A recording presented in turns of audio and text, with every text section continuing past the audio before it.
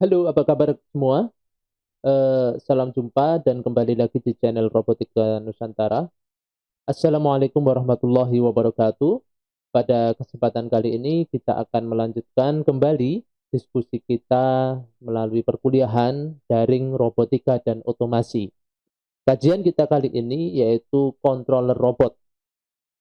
Nah, mari kita simak penjelasan dari tema kita kali ini yaitu tentang kontrol robot.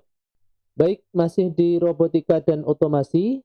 Kajian kita kali ini kita akan membahas tentang controller robotik atau controller robot, gitu ya. Nah, kita awali dengan sistem kontrol, sistem robotik. Jadi, sistem robotik seperti pada gambar di yang tersaji ini adalah bahwa controller itu adalah bagian yang tak terpisahkan dalam sistem robotik. Dalam hal ini, sistem kontrol itu bertugas mengkolaborasikan sistem elektronik dan mekanik dengan baik, ya, agar mencapai fungsi yang dikehendaki.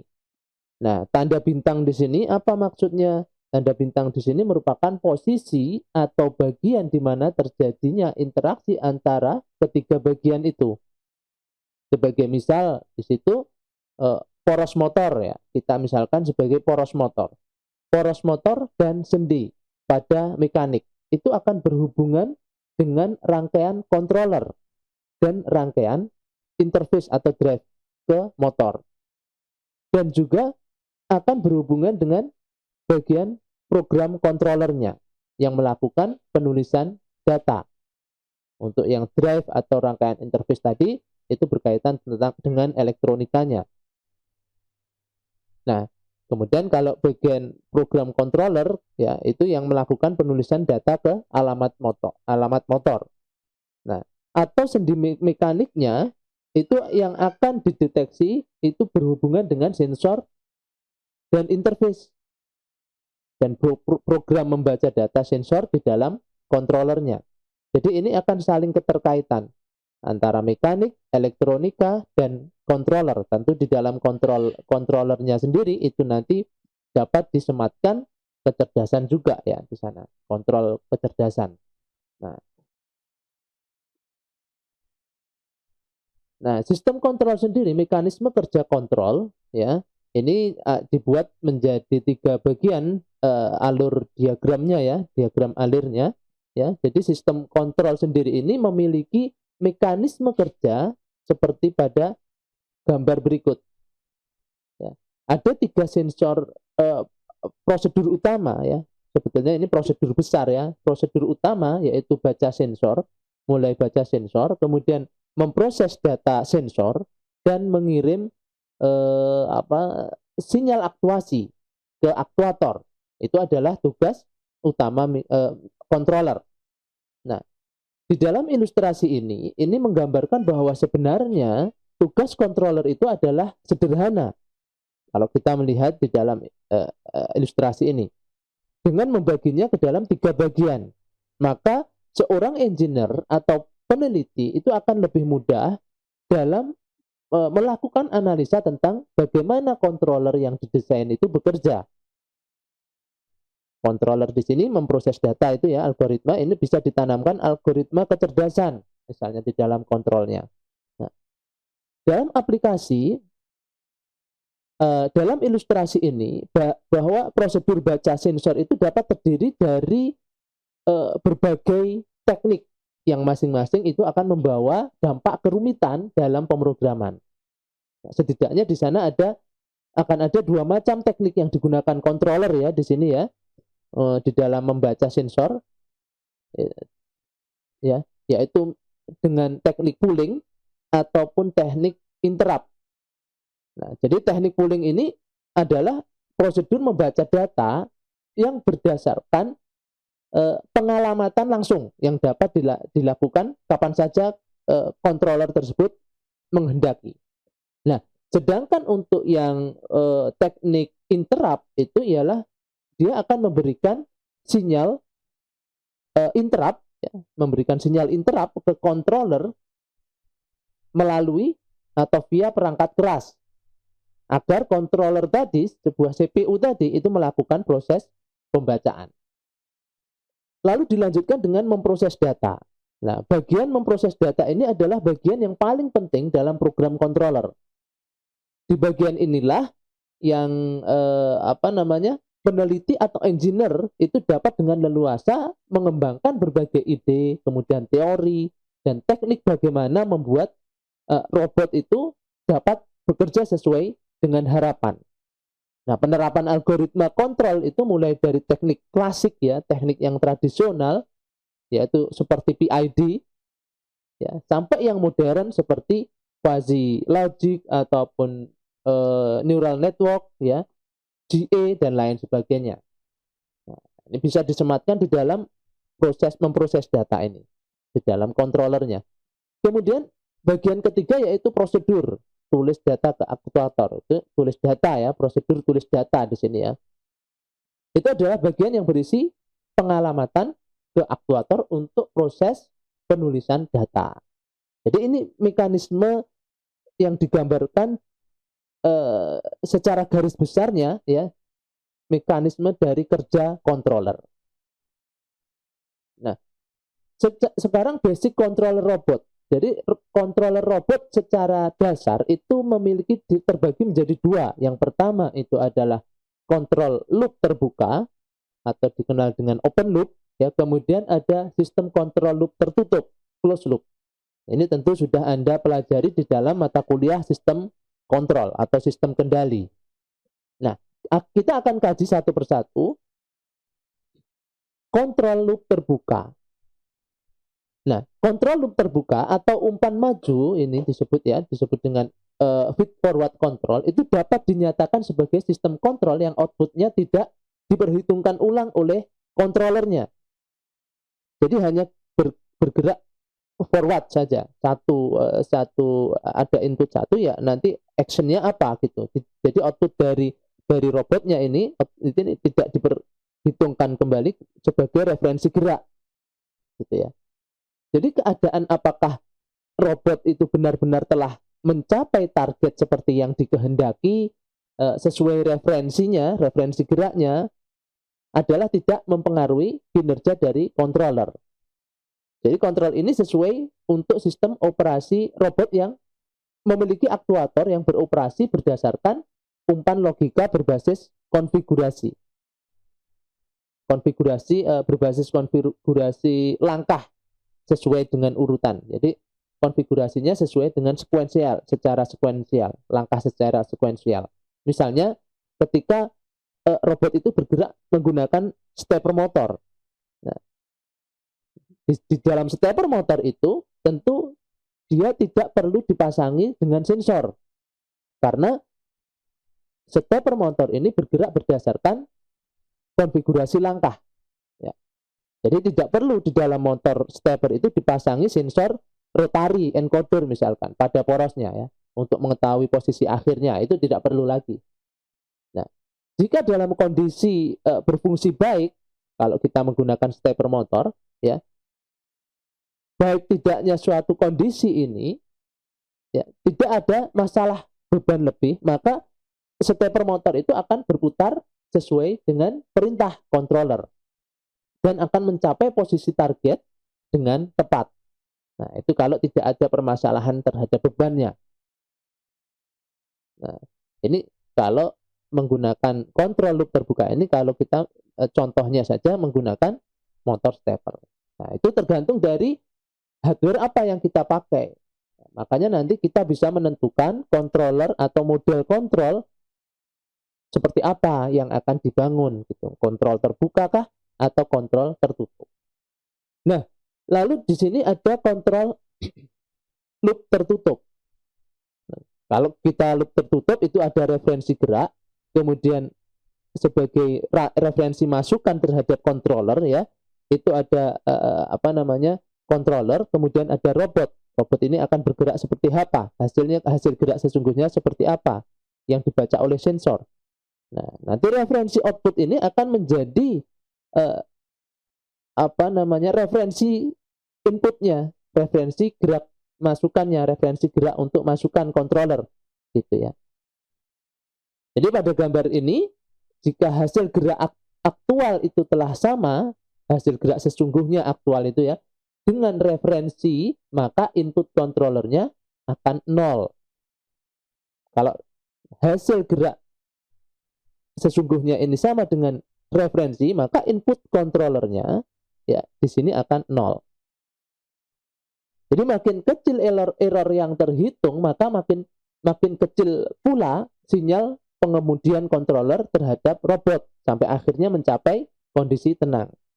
Jadi artinya controller itu tidak lagi memberikan sinyal aktuasi kepada robot karena target akhir perintah geraknya itu telah diperoleh. Nah, ini kalau kontrol loop tertutup. Nah, kita lanjutkan bahwa di dalam kontrol loop tertutup itu cara geraknya, cara proses ilustrasinya itu bisa dikendalikan berdasarkan kontrol on off ataupun kontrol cerdas. Kita bahas yang kontrol on off. Jadi sistem on off, kalau sistem kontrol on off ini kadangkala disebut sebagai bang-bang kontrol gitu ya. Jadi bang-bang kontrol ini merupakan sebuah kontrol yang paling dasar dalam robotika. Nah, input sensor dan sinyal output pada aktuator itu dinyatakan hanya dalam dua keadaan, yaitu on off atau berlogika 1 dan 0. Nah, kontrol on off ini dalam berbagai aplikasi dasar, cara ini sudah cukup memadai ya, karena mampu mengontrol robot untuk mencapai target yang dikehendaki. Teori kinematika, apalagi dinamika robot itu belum diperhitungkan dalam desain keseluruhan gitu ya. Jadi kestabilan ini hanya dihitung berdasarkan kontrol saja. Jadi kestabilan gerak yang diperoleh hanya berdasarkan pola atau berdasarkan rule, aturan sederhana, tetapi mampu untuk menjaga robot dari gerakan yang menyebabkan error, tracking error menjadi membesar. Nah, dalam hal ini pemasangan posisi sensor, kemudian aktuator dan struktur mekanik robot itu sangat berperan dengan metode kontrol on off ini. Nah, meski kebanyakan belum dihitung secara matematis, namun bagi mereka yang berpengalaman dalam mekanik dan elektronik praktis ya, rancangan struktur mekanik, konfigurasi sensor aktuator dan cara pemasangannya itu bahkan seringkali cukup diperkirakan saja. Sebagai contoh, robot-robot itu dibuat untuk keperluan kontes seperti KRI gitu ya. Ketika kita ingin mengikuti lomba itu tanpa ada perhitungan yang mendalam sekali.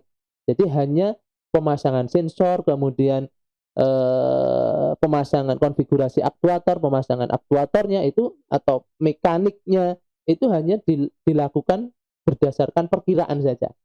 Kalau kita ingin lebih, ya yang bukan lomba ya, artinya untuk bidang industri, tentu hal matematis mulai dari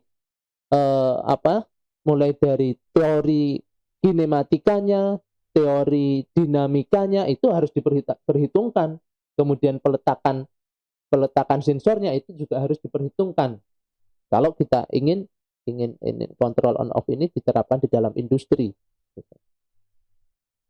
Nah, kalau kita lihat sebagai contoh ya, pada gambar ini itu ada yang bagian A, ini adalah skema kontrol on off.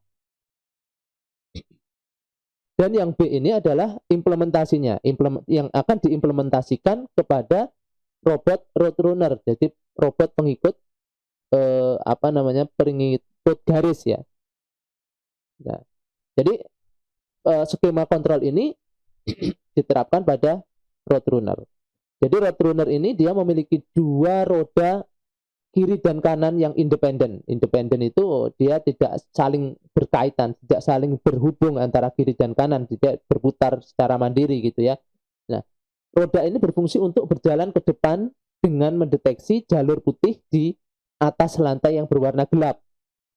Gitu ya. Nah, sensor yang digunakan itu bisa menggunakan sensor tipe proximity, TXRX, infrared, inframerah yang berbasis on off. Seperti pada minggu sebelumnya tentang sensor, itu salah satu contohnya ya. Nah, Nah, sebanyak 2 buah untuk mendeteksi garis itu. Jadi 2 buah ini yang akan memberikan nilai 1 jika berada di jalur dan akan bernilai 0 jika di luar jalur.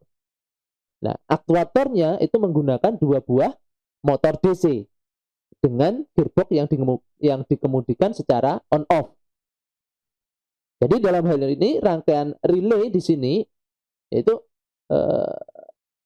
untuk mengendalikan motor ini sudah cukup ya, sudah cukup untuk mengemudikan motor ini atau driver yang sudah jadi. Jadi simple untuk robot roadrunner ini, hanya mengikuti baris saja dengan 2 motor dan driver.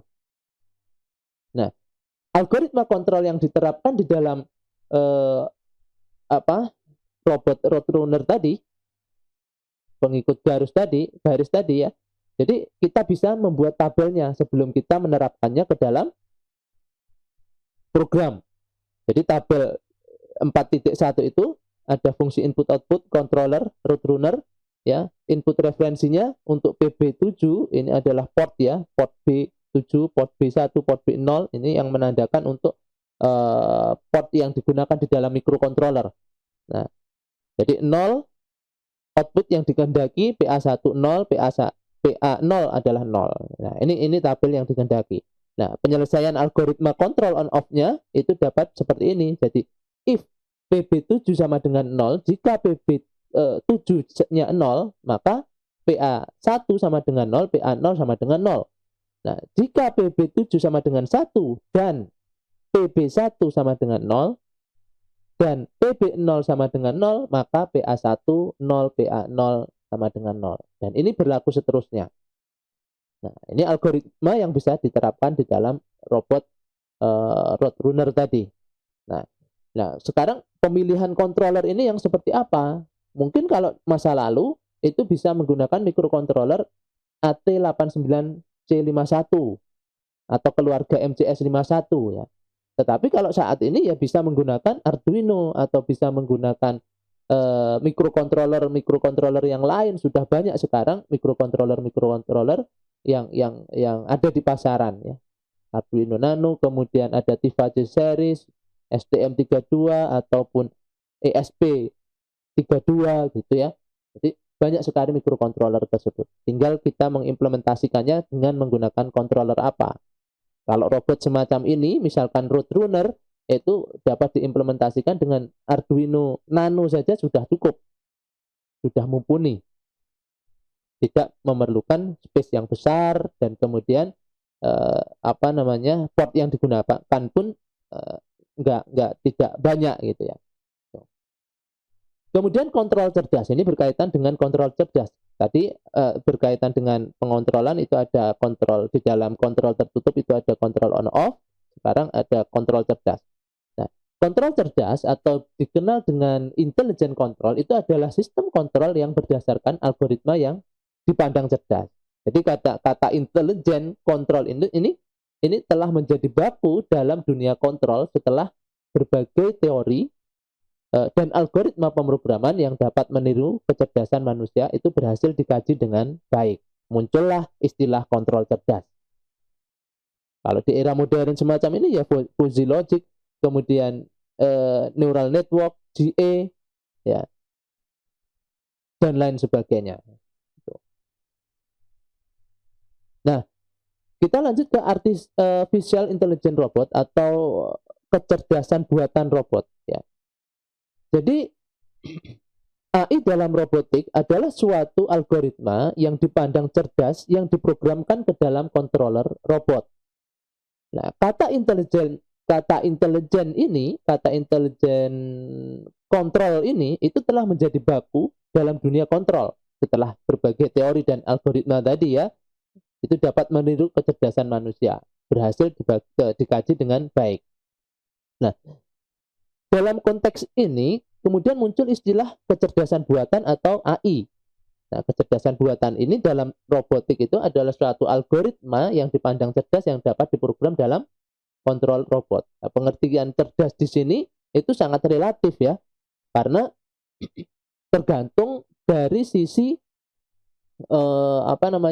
dari sisi mana seorang itu memandang itu cerdas di dalam suatu sistem itu tergantung dari sisi mana orang itu memandang. Misalnya manipulator robot itu, oh dia bisa memasang baut dengan cepat, itu sudah bisa dianggap dengan cerdas. Oh robot Aibo itu bisa bersiul, bisa mengenali wajah manusia, nah itu sudah bisa dianggap cerdas gitu ya robot tersebut. Nah jadi jadi sehingga muncul dua pertanyaan di sini ya. Sehingga muncul dua pertanyaan semenjak ribuan tahun dari para filsuf ya. Yang pertama bagaimana pikiran manusia itu bekerja, kemudian dapatkah yang bukan manusia itu berpikir gitu kan. Nah, pertanyaan semacam ini hingga sekarang itu tak satu pun orang mampu menjawab dengan tepat dua pertanyaan ini. Nah, pernyataan cerdas yang pada dasarnya digunakan untuk mengukur kemampuan berpikir manusia itu selalu menjadi perbincangan menarik, karena yang melakukan penilaian cerdas atau tidak itu adalah juga manusia sendiri, gitu kan. Sementara itu manusia tetap bercita-cita untuk menularkan kecerdasan manusia kepada mesin. Nah, itu intinya. Jadi dua pertanyaan ini agak sedikit sulit dijawab ketika muncul pertanyaan ini. Nah, kita akan berbicara tentang sejarah AI terlebih dahulu. Jadi AI ini, artificial intelligence ini diawali oleh matematikawan ya, Alan Turing, asal Inggris tahun 1937, yang dianggap sebagai pionir dalam mengembangkan mesin cerdas dengan paper tentang konsep mesin universal. Kemudian dilanjutkan Warren McCulloch ya. Jadi filsuf dan ahli pengobatan dari Columbia University, dan Walter Pitt, seorang matematikawan muda 1943 yang pertama kali itu memperkenalkan istilah AI. Dengan memperkenalkan istilah AI, artificial intelligence, dengan teorinya yaitu jaringan saraf tiruan ya, ANN. Nah, kemudian dilanjutkan dengan setelah redup pada tahun 70-an, AI kembali banyak dikaji tahun 80-an. Nah, muncullah metode selain ANN tadi, itu muncul yaitu fuzzy logic FL. Kalau ANN itu didesain berdasarkan kajian cara otak biologis manusia bekerja dari dalam, maka kalau fuzzy logic itu justru merupakan representasi dari cara berpikir manusia yang tampak dari sisi luar. Nah, ANN ini dibuat berdasarkan model biologis teoritis, sedangkan fuzzy logic itu dibuat berdasarkan model praktis FL ya, praktis. Jadi fuzzy logic itu representasi logika berpikir manusia dalam bentuk kata-kata ya.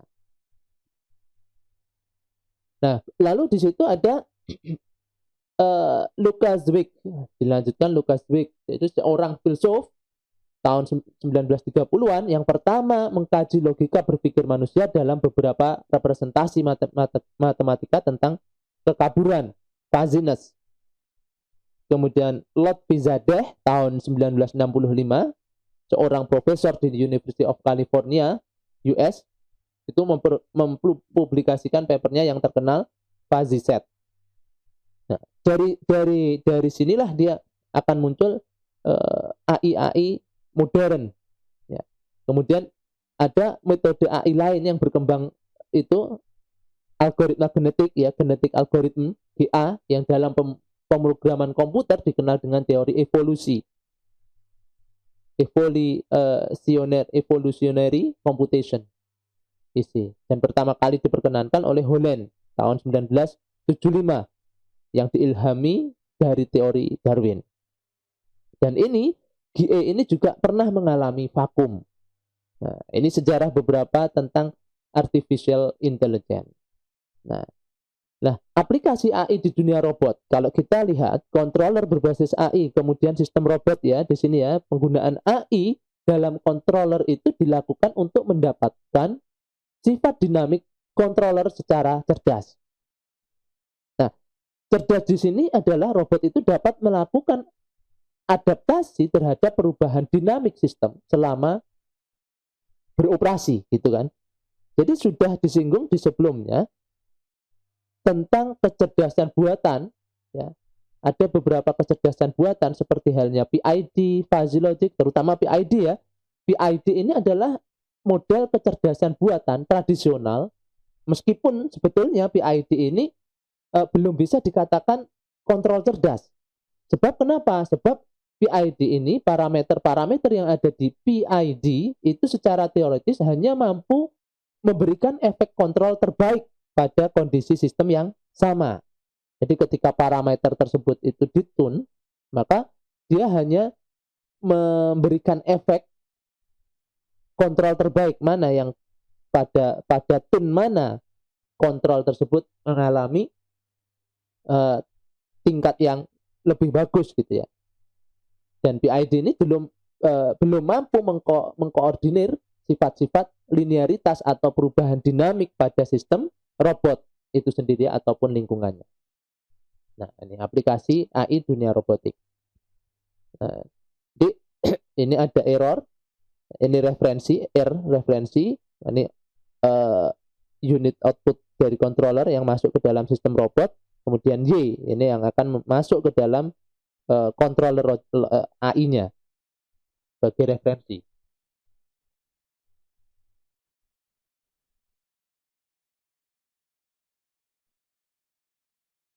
Nah, lalu di situ ada interaksi manusia dan robot.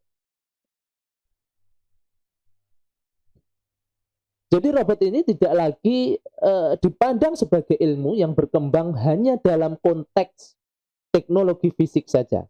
Namun semakin hari semakin banyak masalah yang berkaitan dengan lingkungannya, ya, lingkungan hidup manusia yang perlu juga diambil perhatian. Nah, kehadiran robot ini dalam kehidupan manusia makin hari memang makin banyak manfaatnya.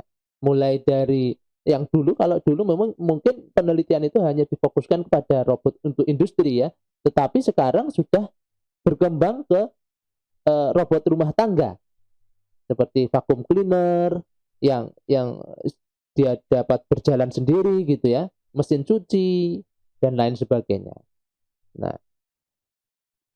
Nah, kemudian interaksi manusia dan robot atau mesin human atau bisa disebut human machine interaction itu ya, itu dapat dinyatakan dalam 3 tingkatan. Yang pertama adalah manusia sebagai controller robot sepenuhnya, kemudian manusia sebagai manajer dari operasi robot, dan manusia dan robot itu berada dalam kesetaraan. Nah, dalam dunia industri, faktor human machine interaction ini sangat penting. Nah, jadi makin sedikit ketergantungan mesin terhadap manusia, maka secara relatif makin tinggi tingkat otomasinya. Pada gilirannya, biaya produksi untuk membayar keahlian manusia itu dapat dikurangi dan digantikan oleh robot tadi. Nah, perangkat yang digunakan dalam interaksi ini dikenal sebagai human machine interface gitu ya. Human machine interface. Nah, di sini manusia sebagai controller yang pertama. Jadi interaksi yang paling dasar antara manusia dengan robot itu adalah interaksi yang menempatkan manusia itu sebagai pengontrol. Sebagai pengontrol gerakan robot sepenuhnya. Jadi robot manipulator ini sebagai manusia sebagai controller ini, manusia di sini itu sebagai controller dari robot manipulator ini. Ya, seperti diilustrasikan di sini ya. Jadi dalam hal ini artinya apa? Artinya robot ini tidak memiliki kemampuan yang untuk melakukan secara otomatis atau untuk bergerak sendiri. Ya, untuk menentukan gerakannya robot itu dia tidak mampu untuk untuk bergerak secara otomatis. Perlu ada pengontrol manusia. Nah, manusia sebagai controller seperti pada gambar di sini bahwa harus dilengkapi dengan panel control ya. Panel control ini yang dipegang oleh operator, terdapat tombol-tombol untuk mengontrol seluruh pergerakan sendi robot. Nah, robot jenis remote ini banyak digunakan untuk tugas yang sangat rumit, yang jika dibuat secara otomatis itu akan terlalu banyak kendala yang dihadapi, terlalu banyak error. Ya. Controller yang diterapkan manusia sebagai controller ini untuk menerapkan kontrol-kontrol robot yang sifatnya rumit gitu ya. Seperti misalnya robot penjinak bom. Nah, itu tentu perlu ada manusia sebagai kontrolernya, memonitoring, ya, menonaktifkan target gitu ya. Misalkan dia bom, maka dia harus dinonaktifkan target tersebut secara kontrol yang bisa dipantau oleh manusia. Nah, kemudian manusia sebagai manajer robot. Nah, tugas secara detail dilakukan oleh robot, sedangkan tugas secara keseluruhan itu dilakukan oleh operator. Nah, ini kalau manusia sebagai manajer robot.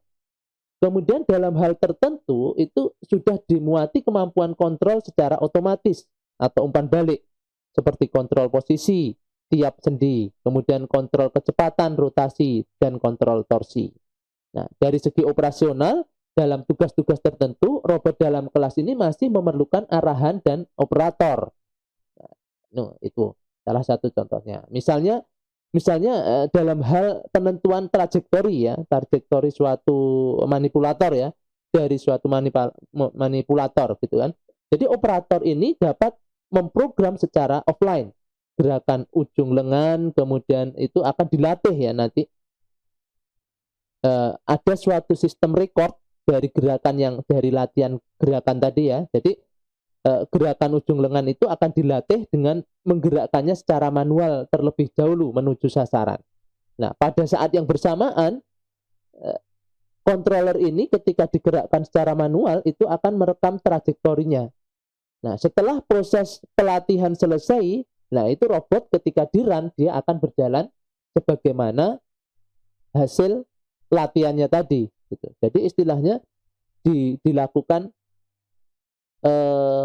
merekam apa yang sudah dilatih sebelumnya gitu, terhadap robot tadi gitu.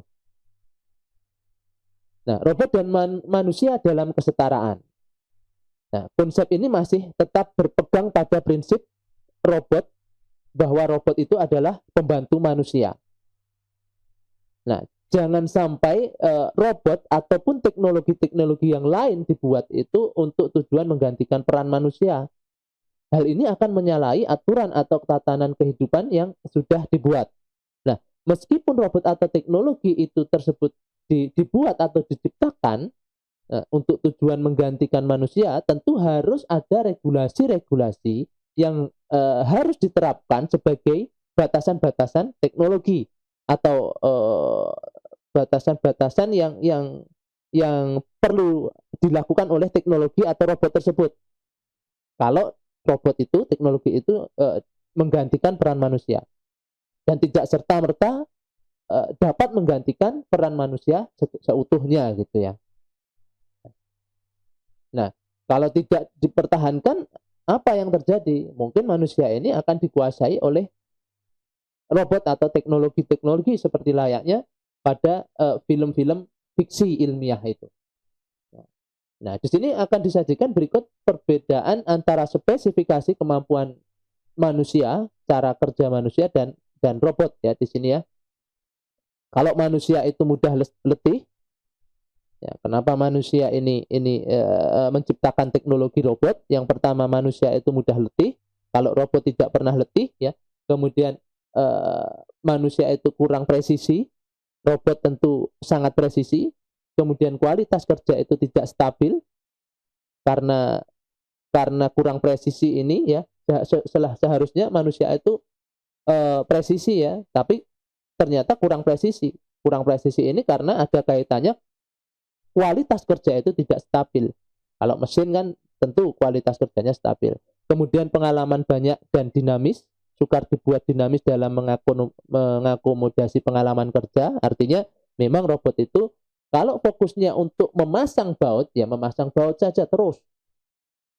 Jadi tidak bersifat dinamis, berkembang dan dia terus berkembang dan lain sebagainya gitu ya. Kemudian pengetahuannya bersifat global kalau manusia, kalau robot itu adalah pengetahuannya tergantung program yang ditanamkan di dalam controller tadi. Kemudian mengerti tugas secara alami, mudah beradaptasi, sedangkan kalau robot itu kemampuan adaptasinya sangat terbatas. Nah, di sini sistem controller, kalau kita lihat ya, ini sudah dibahas pada pertemuan sebelumnya. Kita ulang kembali bahwa rangkaian controller berbasis prosesor atau microcontroller itu dapat digambarkan sebagai berikut. Ada rangkaian CPU, ada robot, ya.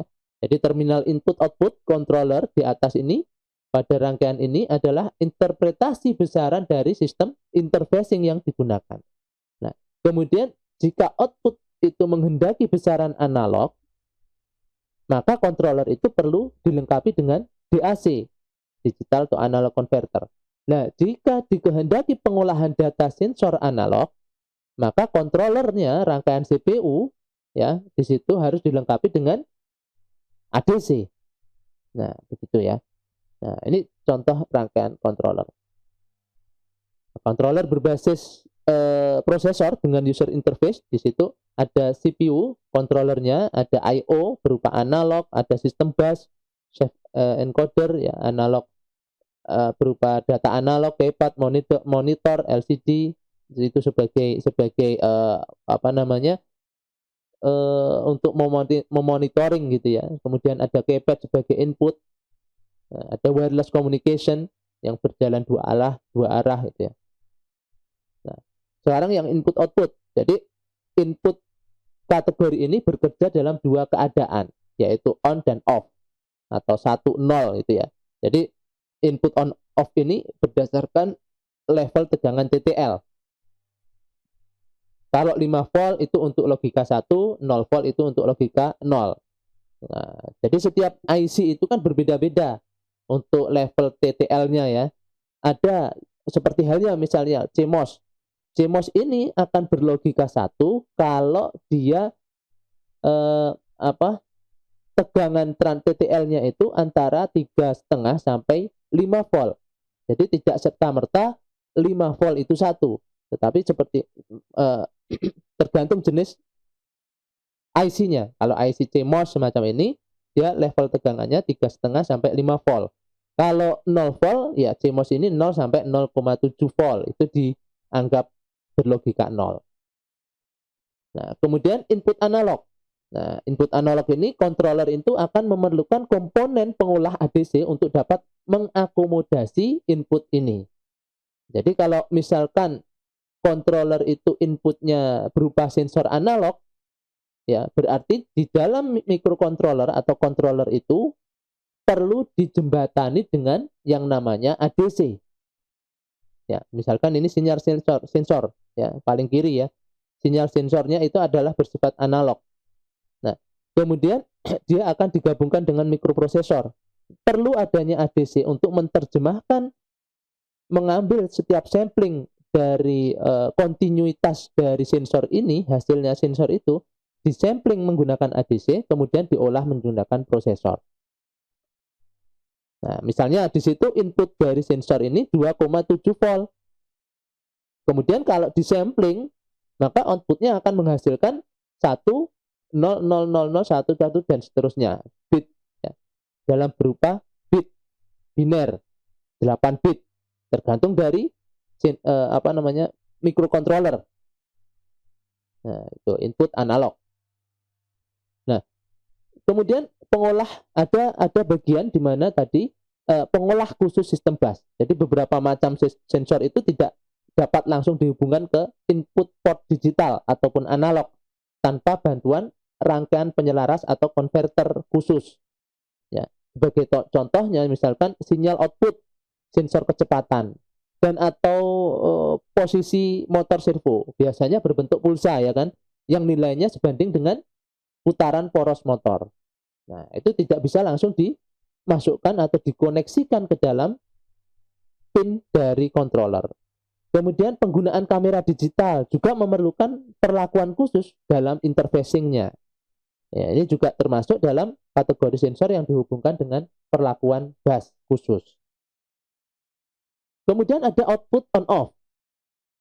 sama halnya dengan input on off ya. Output kategori ini itu bekerja dalam dua keadaan, yaitu on atau off. 1 0 berdasarkan level tegangan. Nah, kalau 5 volt itu 1, kalau 0 volt itu 0. Nah, tergantung dari TTL-nya atau IC, jenis IC-nya. Ya, kalau CMOS dia berlogika 1, rentang output on off-nya itu 2,3 sampai 3,3 volt. Kalau dia ingin berlogika 0, CMOS ini, jenis CMOS, IC CMOS ini dia nilainya adalah 0 sampai 0,5 volt. Nah, itu untuk output, tergantung dari jenis IC-nya. Nah, di sini ada controller output ya. Jadi output analog ini berguna untuk mengemudikan aktuator yang bekerja berdasarkan linear, seperti misalnya motor DC atau AC, kemudian heater, linear control value, dan lain sebagainya. Nah, karena controller ini beroperasi pada digital, maka perlu adanya DAC. Motor ini bersifat continue, bersifat perlakuan khusus, maka ditambahkan dengan DAC. Nah, misalnya di sini inputnya, outputnya, output dari controller ini 1, 0, 0, dan lain sebagainya, sebanyak 8 bit ya DAC. Maka outputnya juga nanti akan menghasilkan output berapa volt dalam bentuk tegangan gitu ya. Nah, ini tentang controller robot.